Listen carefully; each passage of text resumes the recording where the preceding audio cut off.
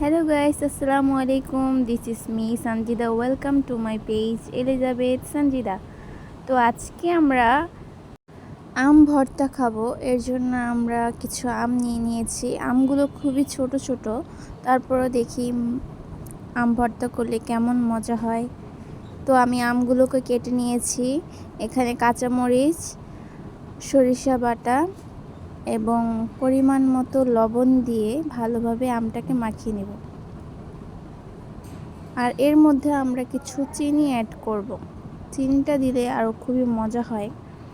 আপনারা কিভাবে আম ভর্তা খান তা আমাদের সাথে শেয়ার করতে পারেন। আমরা তো এভাবেই আম ভর্তা করে খাই, খুবই মজা লাগে খেতে। আরও একটি আম ভর্তা করেছি, এটা হচ্ছে কুচি কুচি করে কেটে নিয়ে। আম ভর্তার সবচেয়ে বেশি ইন্টারেস্টিং পার্ট হচ্ছে শেষের যে খাবারটা, সেটা হচ্ছে সবাই কাড়াকাড়ি লেগে যায় রস খাওয়ার জন্য, খুবই মজা লাগে।